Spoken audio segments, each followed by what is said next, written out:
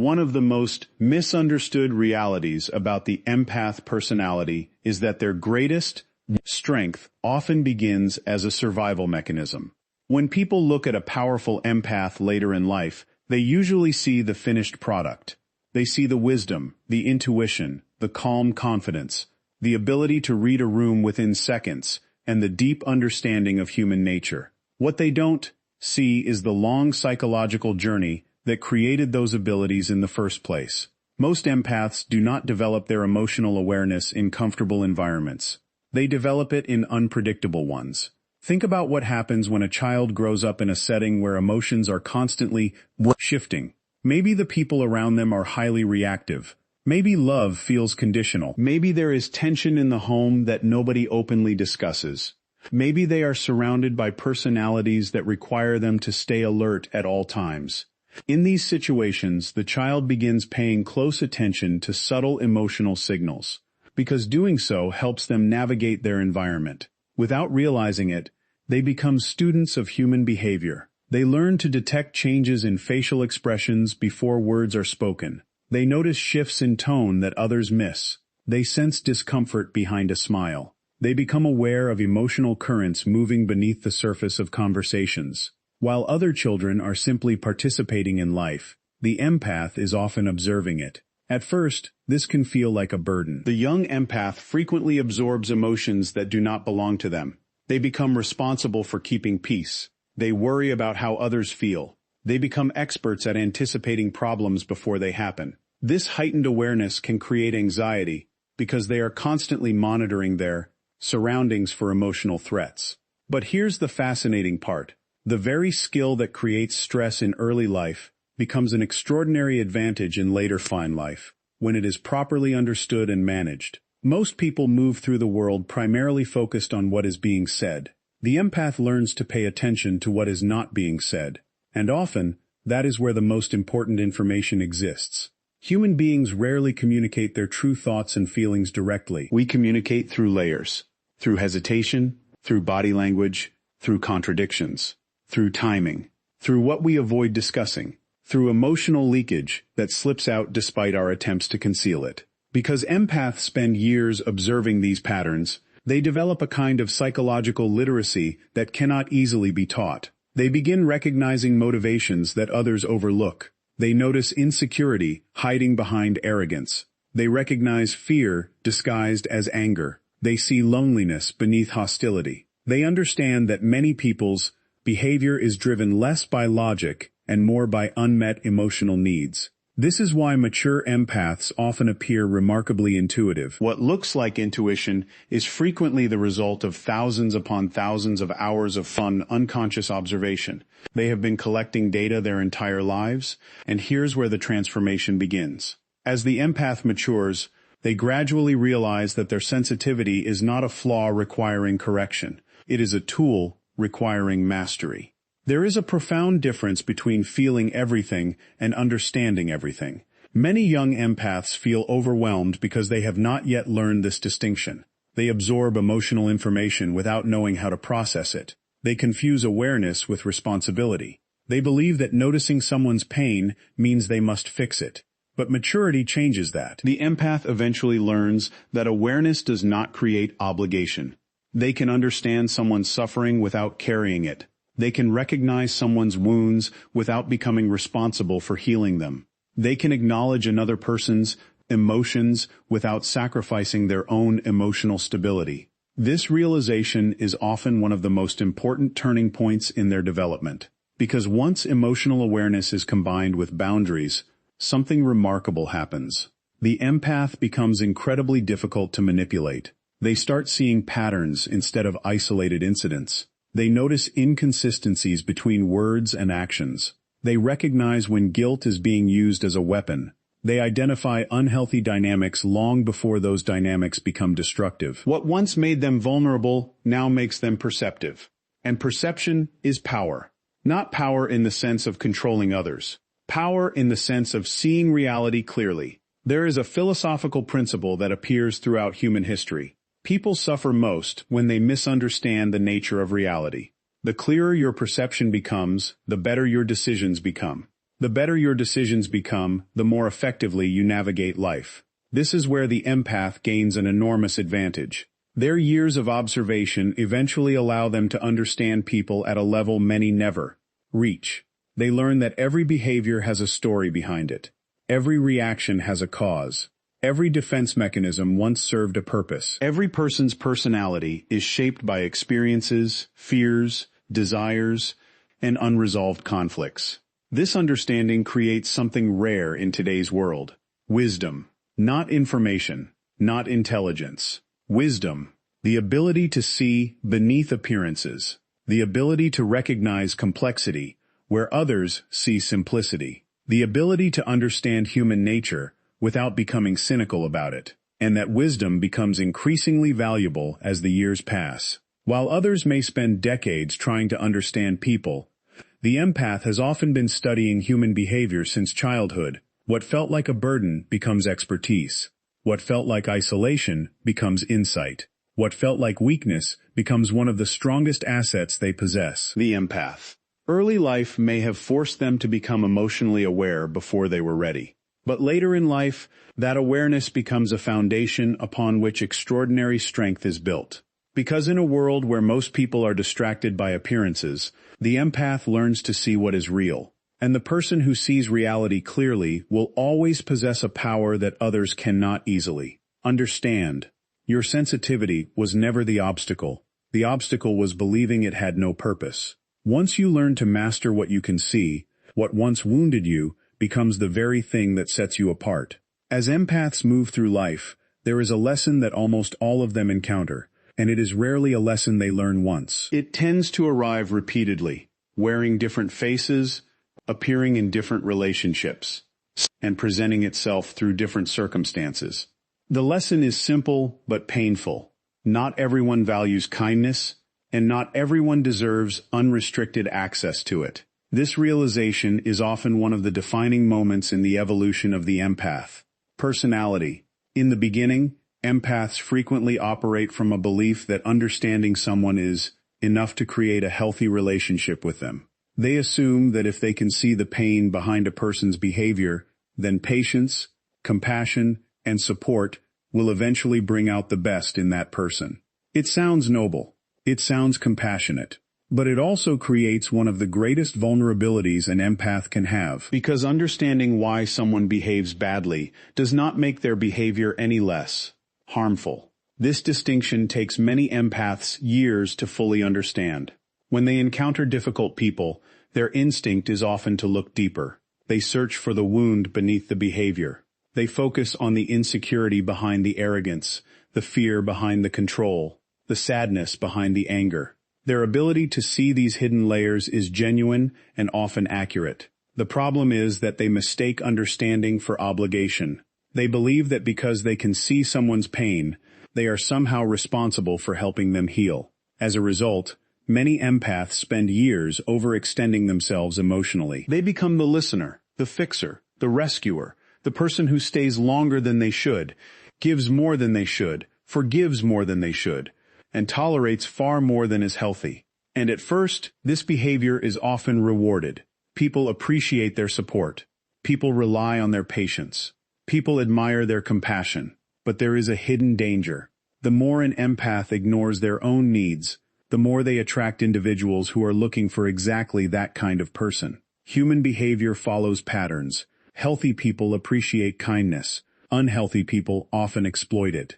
This is why so many empaths eventually find themselves trapped in relationships that feel strangely one-sided. They give emotional energy, attention, understanding, and forgiveness, while receiving very little in return. Over time, something begins to happen. The empath becomes exhausted.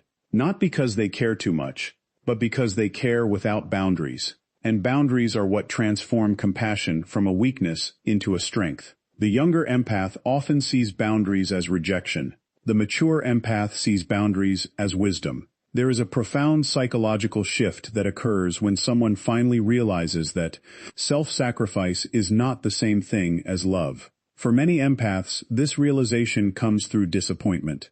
A friendship ends despite years of loyalty. A romantic relationship collapses despite countless second chances. A family member continues destructive behavior despite endless support. And suddenly, a difficult question emerges.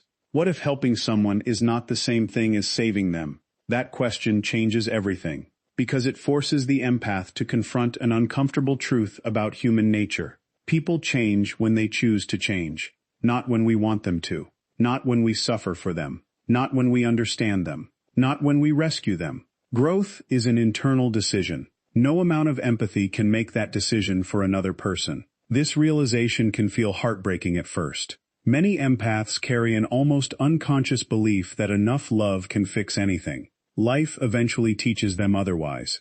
And strangely enough, that lesson does not make them less compassionate. It makes them more effective.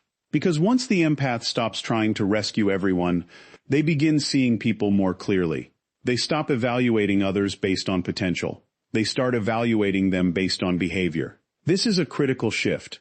Potential is imaginary. Behavior is real. Potential tells you who someone could become. Behavior tells you who they are today. The mature empath learns to pay attention to reality rather than possibility, and that change protects them from countless forms of manipulation. Manipulative people often survive by creating stories. Stories about future change. Stories about future effort. Stories about future accountability. But emotionally intelligent people learn to focus on patterns rather than promises. Patterns reveal truth. Anyone can make a promise. Patterns require consistency. This is where compassion begins to evolve into discernment.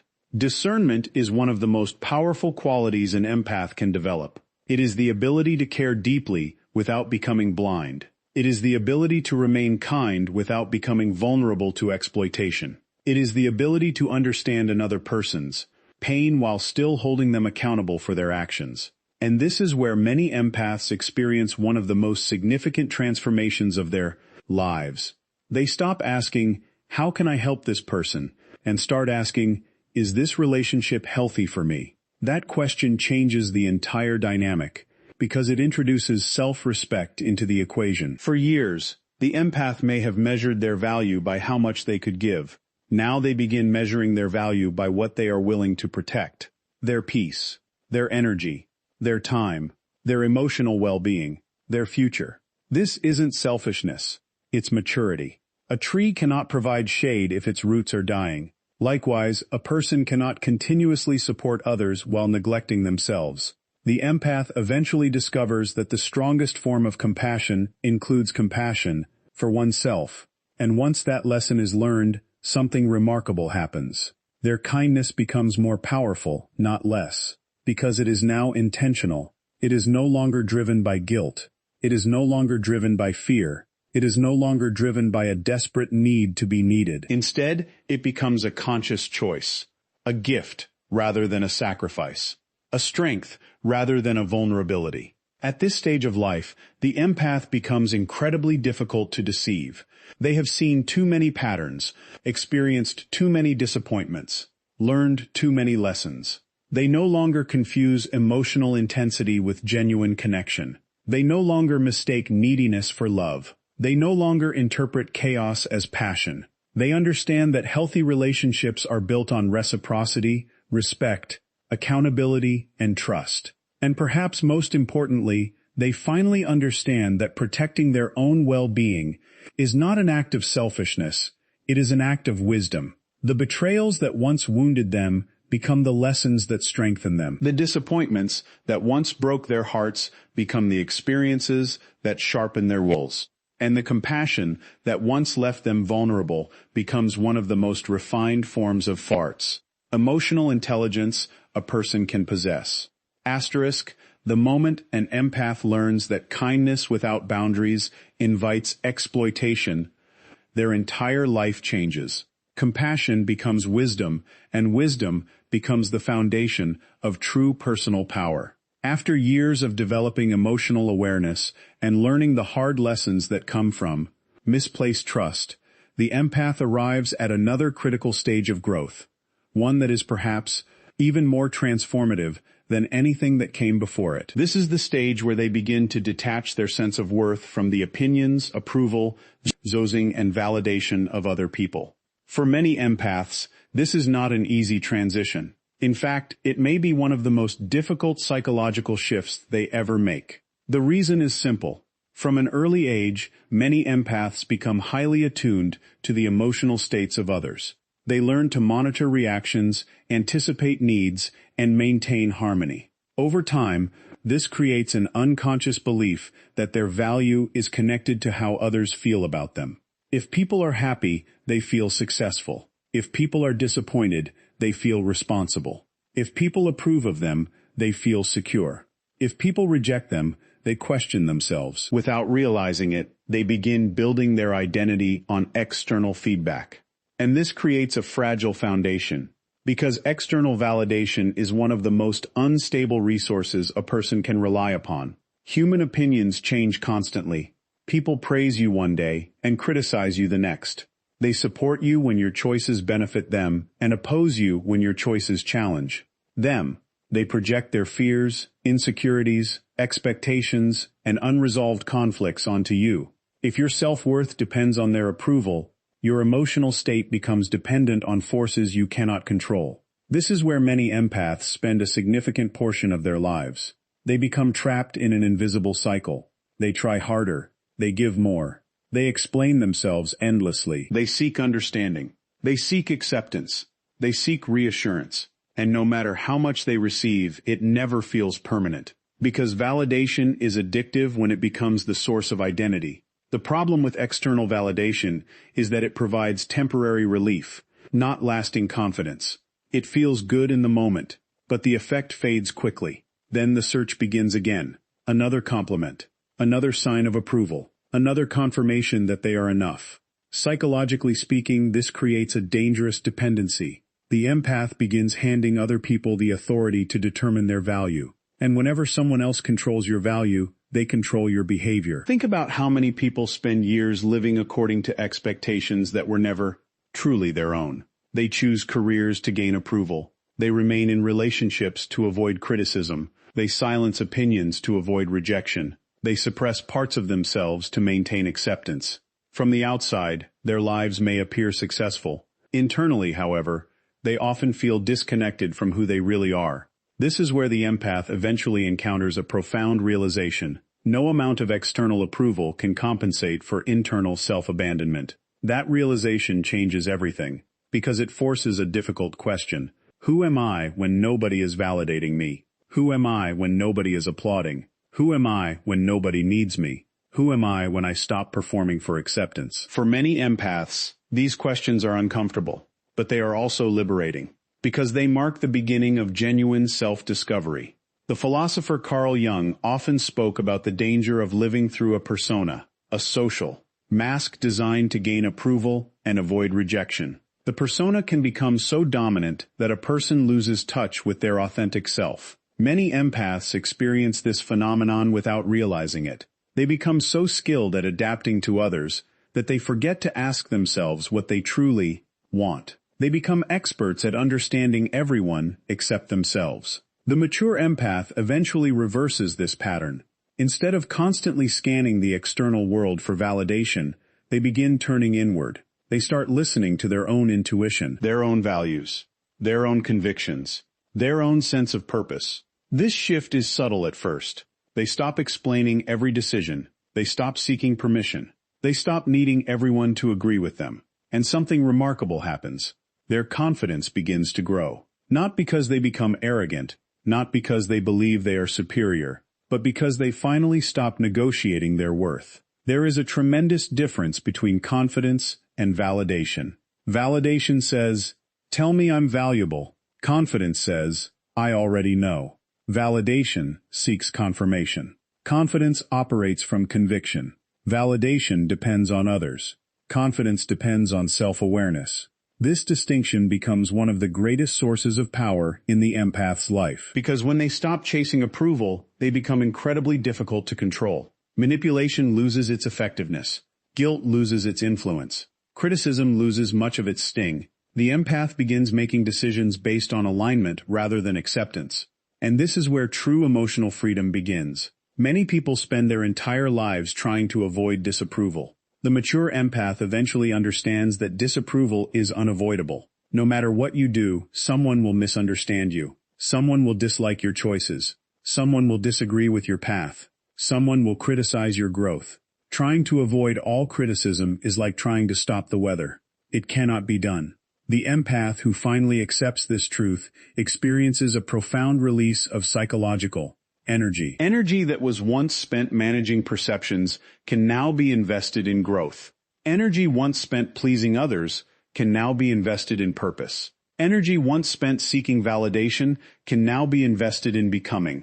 And this is why the empath often becomes more powerful later in life. Not because the world changes, because they change. They stop measuring themselves through the eyes of others. They stop treating approval as evidence of worth. They stop allowing external opinions to dictate internal identity. For the first time, they become rooted in something stable, themselves. This doesn't mean they stop caring about people. Quite the opposite. They often become more compassionate, more patient, more understanding. But their compassion is no longer fueled by a need to be accepted. It is fueled by genuine character. And there is a profound difference between the two. One is fragile. The other is unshakable. By this stage of life, the empath finally understands something that eluded them for years. Their value was never something other people had the authority to grant or remove. It existed long before anyone approved of them. It remained when others rejected them. It survived every criticism, every disappointment, every misunderstanding. The only thing that changed was their awareness of it. And when that awareness fully arrives, the empath steps into a level of personal power that cannot be manufactured, purchased, or borrowed from anyone else. The day you stop asking the world to confirm your worth is the day you begin living from it. What you no longer seek from others becomes the strength nobody can take away. Once the empath begins to detach from the need for constant validation, another transformation starts to take place. It is quieter than the others, less visible. In many ways, it happens behind the scenes of life. Yet it may be one of the most powerful shifts they ever experience. They begin to develop a new relationship with solitude. This is important because many empaths spend a significant portion of their lives fearing isolation. Not necessarily because they fear being alone, but because they have spent so much time connecting with others that their sense of identity becomes intertwined with relationships, responsibilities, and emotional involvement. Their attention is constantly moving outward. They are focused on understanding people, helping people, supporting people, and maintaining connections. As a result, periods of solitude can initially feel uncomfortable. When the noise of the external world disappears, something else becomes impossible to ignore. The self. And for many people, including empaths, that confrontation is not easy. The modern world encourages constant distraction. There is always another conversation, another notification, another obligation, another source of stimulation, competing for attention. Very few people spend meaningful amounts of time alone with their own thoughts. Yet growth often requires exactly that. The philosopher Blaise Pascal once observed that many human problems arise from our inability to sit quietly in a room alone. While the world has changed dramatically since his time, the psychological truth behind that observation remains remarkably relevant.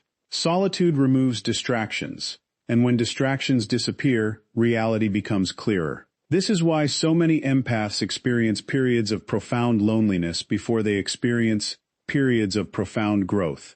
At first, solitude can feel like loss. Relationships end, friendships fade, social circles change, people move on. The empath may interpret these experiences as evidence that something has gone wrong, but often something very different is happening. Life is creating space. Space for reflection, space for healing, space for transformation. The challenge is that transformation rarely feels comfortable while it is occurring. Most people associate progress with activity, but some of the most important changes in life happen during stillness. A seed grows underground long before anyone sees a tree. The same principle applies to psychological development. Many of the empath's most important breakthroughs occur during periods when outwardly very little appears to be happening. This is where they begin processing experiences that were never fully understood. The betrayals, the disappointments, the emotional burdens, the unresolved questions, the patterns that repeated themselves throughout years of relationships. For perhaps the first time, they stop focusing on what everyone else needs and begin examining their own internal world. And this is where solitude starts transforming from something they fear into something they value. Because solitude provides a rare opportunity. It allows the empath to hear their own voice. For years, their mind may have been crowded with external expectations, opinions, demands, and emotional influences.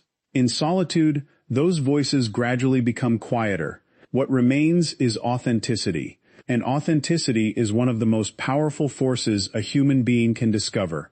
Many people spend decades adapting themselves to fit environments that were never right for.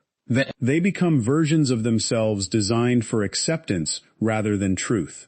Solitude strips away those adaptations. It asks difficult questions. What do you actually believe? What do you genuinely want? What kind of life feels meaningful to you? What are you pretending not to know? These questions cannot be answered in a crowded room. They require reflection. They require honesty. They require time. The empath who learns to embrace solitude eventually discovers that being alone and being lonely are not the same thing. Loneliness is the absence of connection. Solitude is the presence of self. And there is a tremendous difference between the two. One feels like deprivation. The other feels like freedom.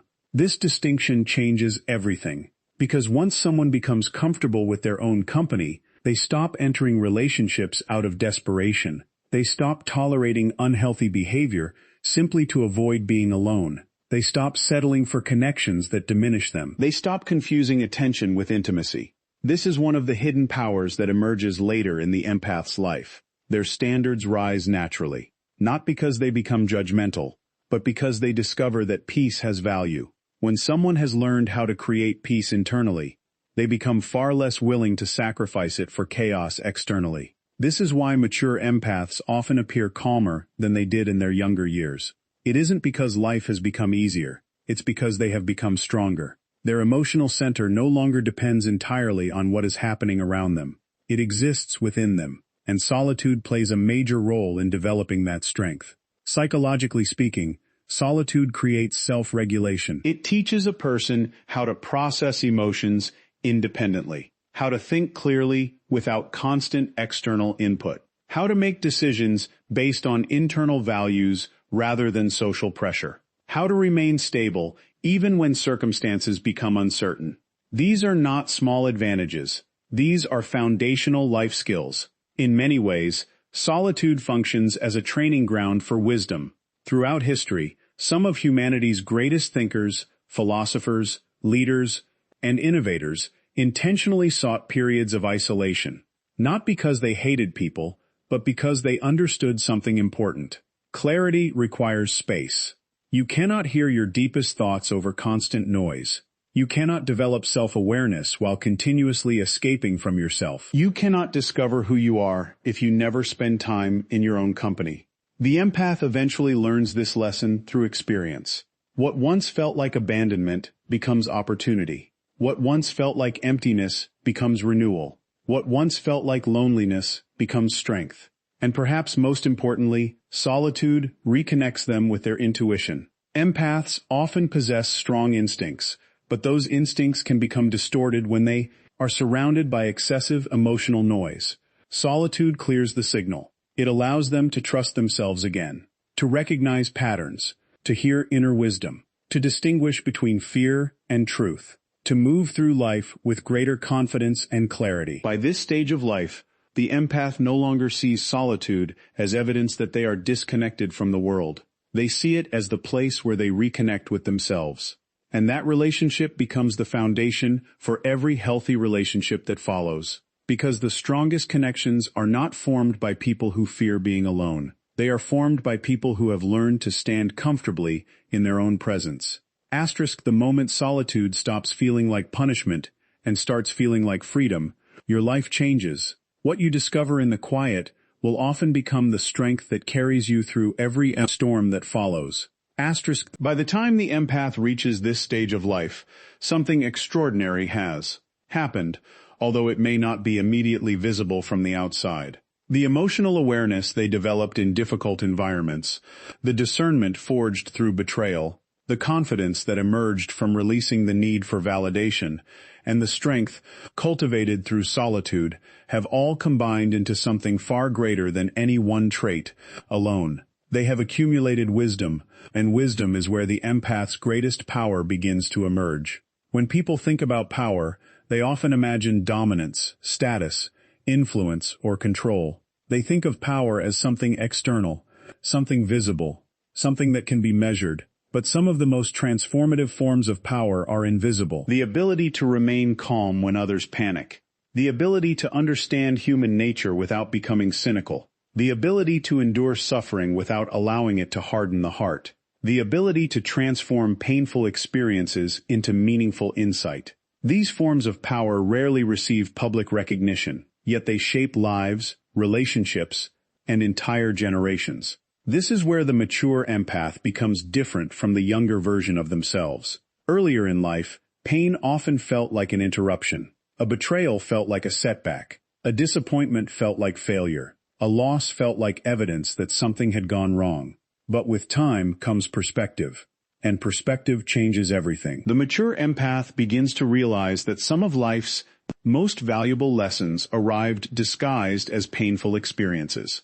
This realization is not about glorifying suffering. Pain is not inherently noble. Trauma is not automatically transformative. Difficult experiences do not guarantee wisdom. What creates wisdom is the willingness to learn from those experiences rather than become trapped inside them. And this is where many empaths develop an advantage that few people fully appreciate. Because empaths naturally process life at a deeper emotional level, they often spend years reflecting on their experiences. They analyze interactions. They search for meaning. They examine patterns. They ask difficult questions about themselves and others. Over time, this reflection creates insight. And insight eventually becomes influence. Think about the people whose words have impacted you most. The individuals whose advice carries weight. The mentors, teachers, leaders, and guides who seem to understand things that others miss. In many cases, their influence does not come from perfection. It comes from experience. People trust wisdom that has been earned. They respond to lessons that have been lived. They listen to those who have walked through darkness and returned with understanding. The mature empath often becomes exactly that kind of person, not because they sought authority, but because life prepared them for it. Every betrayal taught them something about trust. Every disappointment taught them something about expectations. Every period of loneliness taught them something about self-reliance. Every heartbreak taught them something about attachment. Every failure taught them something about resilience. What once felt like isolated moments of suffering gradually reveal themselves as part of a larger education. And unlike academic knowledge, this education cannot be memorized from a book. It must be experienced. This is why older empaths often possess a unique presence. When they speak, people listen. When they offer guidance, others feel understood. When they share insight, it resonates. Because their wisdom is rooted in reality rather than theory. They are not speaking from abstract concepts. They are speaking from lived experience. And there is a profound difference between the two. Human beings have always been drawn to people who can make sense of suffering. Throughout history, the most respected philosophers, spiritual teachers, and leaders were often individuals who transformed adversity into understanding. Not because they avoided pain, but because they learned how to use it. The empath eventually discovers the same principle. Pain can become poison, or it can become purpose. The difference lies in what you do with it. Some people allow suffering to make them bitter. Others allow suffering to make them wiser. Bitterness keeps pain alive. Wisdom transforms it. This transformation is one of the defining characteristics of the mature empath. Instead of asking, "Why did this happen to me?" they begin asking, "What can this teach me?" That shift may seem small, but psychologically, it is enormous. One question keeps a person trapped in victimhood. The other creates growth. One focuses on the wound. The other focuses on the lesson.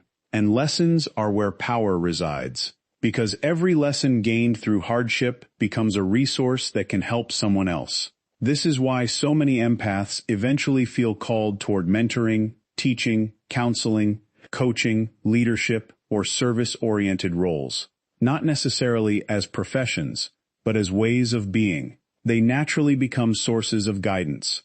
Their presence becomes reassuring. Their perspective becomes valuable. Their experiences become useful. The pain they once wished they could erase becomes part of what allows them to help others navigate similar struggles. And perhaps this is one of the most meaningful aspects of human growth.